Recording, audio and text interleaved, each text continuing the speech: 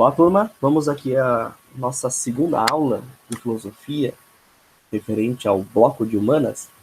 Na última aula, nós falamos sobre a atitude negativa, a atitude positiva, que gera uma reflexão filosófica.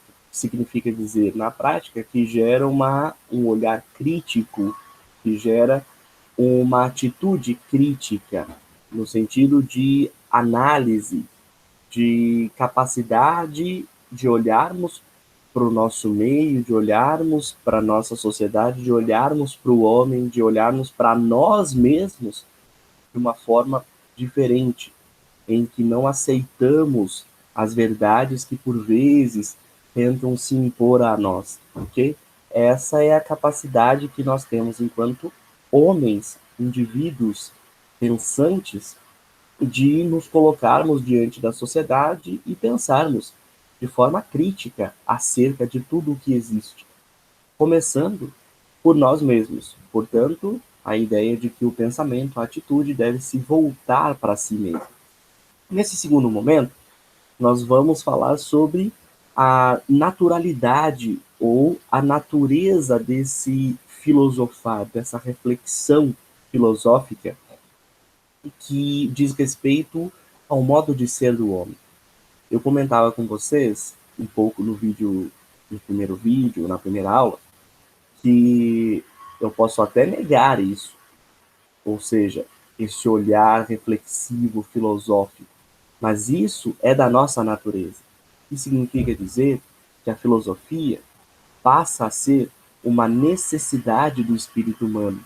A filosofia enquanto olhar crítico, a filosofia enquanto estabelecimento de uma posição, um posicionamento diante de tudo aquilo que quer se impor a mim como algo ou uma verdade absoluta, uma verdade universal.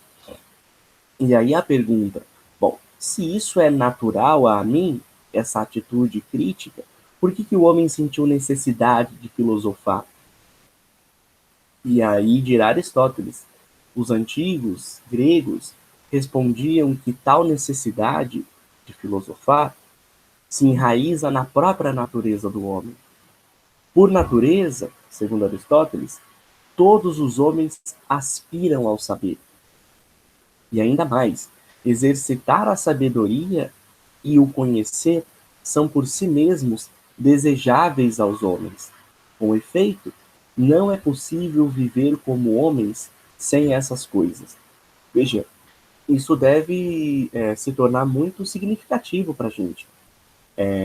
Não é possível viver sem filosofia, no sentido de, ou filosofar, segundo uma perspectiva prática, no sentido de ser impossível a nós, enquanto homens, seres racionais, seres pensantes, viver sem aspirar ao conhecimento. E aspirar ao conhecimento, desejar o conhecimento, é colocar-se numa atitude crítica. O que significa, uma vez mais, afirmar que é impossível ao homem, por mais que ele negue, ok, e tente velar esta sua natureza, é impossível a ele não se colocar numa atitude crítica diante da sua própria realidade. Por isso que eu comentava com vocês na aula passada, infeliz daquele que não reconhece essa necessidade e nega essa necessidade, como se ele pudesse negá-la. E o que significa um grande problema para nós homens quando negamos essa nossa capacidade crítica de nos colocarmos diante da realidade, diante de nós mesmos e questionar tudo aquilo que está dado. Okay? Olha o que o Aristóteles vai dizer ainda. Os homens começaram a filosofar tanto agora como na origem por causa do maravilhamento. Continua ele. No princípio, ficavam maravilhados diante das dificuldades mais simples. Em seguida, progredindo pouco a pouco, chegaram a se colocar problemas sempre maiores, como os relativos aos fenômenos da Lua, do Sol e dos astros, e depois os problemas relativos à origem de todo o universo. Vejam que está em destaque ali a palavra maravilhamento. Maravilhamento significa maravilhar-se, ok? Nós poderíamos traduzir ou reconhecer a ideia de maravilhamento também como uma inquietação, algo que nos inquieta, algo que nos toca, algo que nos provoca.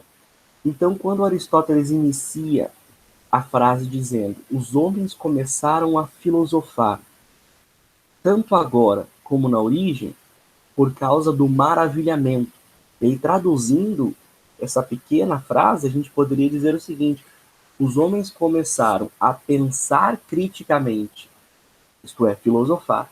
Os homens se colocaram numa posição reflexiva, filosófica, isto é, crítica diante da realidade, por causa do maravilhamento, ou seja, por causa de uma certa inquietação, em decorrência de uma provocação. Pessoal, ninguém, ninguém coloca-se no movimento filosófico, crítico, se não se deixa tocar, se não se deixa incomodar. Maravilhamento é a capacidade que todos nós temos de nos deixar provocar por algo.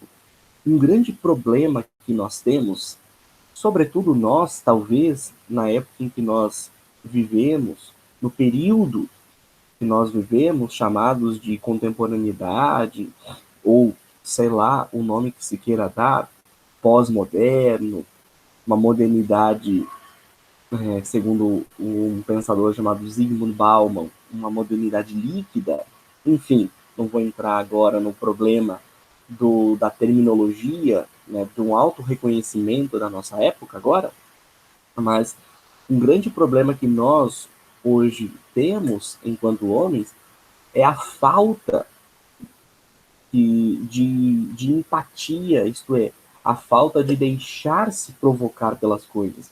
As coisas estão muito dadas para a gente, as coisas estão muito óbvias.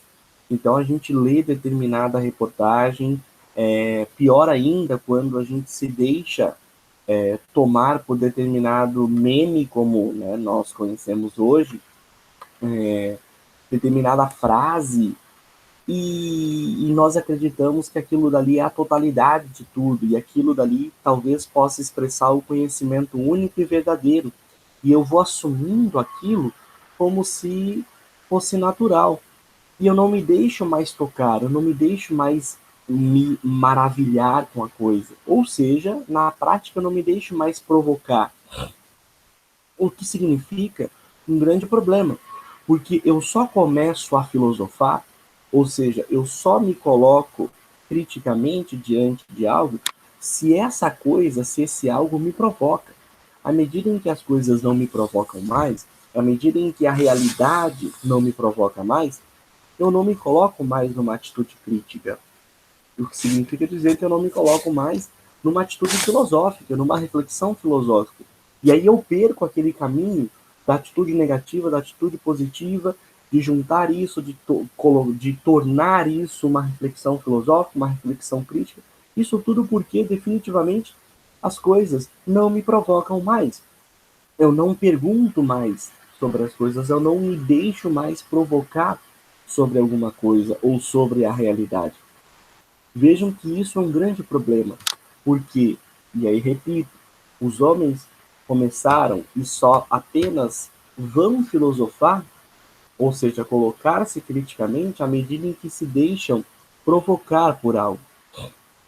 Ou seja, a raiz da filosofia é precisamente esse maravilhar-se, surgido no homem que se defronta com a realidade concreta. E o que é a realidade concreta? É colocar-se, ou o que é deixar-se maravilhar? Ou maravilhar-se? É colocar-se uma série de questões, é perguntar uma série de coisas que, por vezes, surgem porque nos provocam. Perguntas do tipo, perguntas existenciais agora, do tipo, por que existe tudo isso? De onde surgiu tudo? Qual é a sua razão de ser?